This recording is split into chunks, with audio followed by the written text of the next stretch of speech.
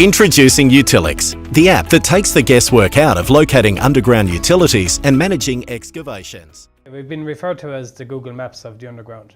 So started Utillix because there was a major problem in the industry. People's lives were being put at risk every day of the week, and it seemed to be everyone was happy to go along with the old school things.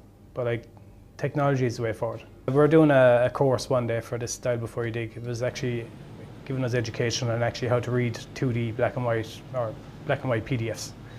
So it sprung into my head, we're looking at this here, getting an 8-hour course on how to read drawings. And I was thinking, why try and do this? This is old school. We make an application, or is there an application out there that'll just bring this to your phone or your tablet? And that's where I got the inspiration. The more I looked into it and the more I talked to people in the construction industry here in Australia and America and London, the more encouraged I got by people saying, yeah, there's a major problem there.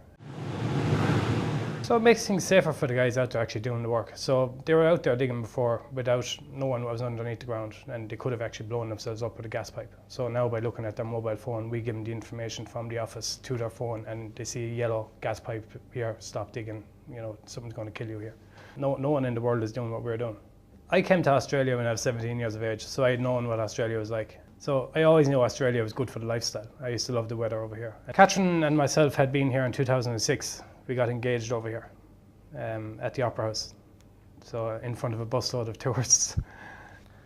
So in the downturn back in 2010, myself and my wife were living in Ireland, and my wife's a teacher. Construction industry fell apart. I was in management in construction back in Ireland. When that went, really our only choice was go to Australia. It was heart-wrenching for my wife and her family, and my family also, but more so with a 10-month-old daughter that we were taken away from grandparents. Our 2 children are here now. As I said, our daughter Ava, she was 10 months old when we brought her here. She's nearly 7 now, coming next February. And we have a little boy now who's 2.5. The community is very good, and we love it. Yeah, we're happy out here. The construction industry here in Australia is predominantly Irish, as far as I'm concerned. A lot of the companies here have some sort of an Irish influence, and we've leaned on them companies as well to get validation for our product.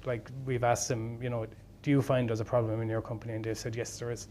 And they've been more than helpful with giving us feedback and doing trial programs and beta tests, in which we've had done with some of the major companies here in Sydney.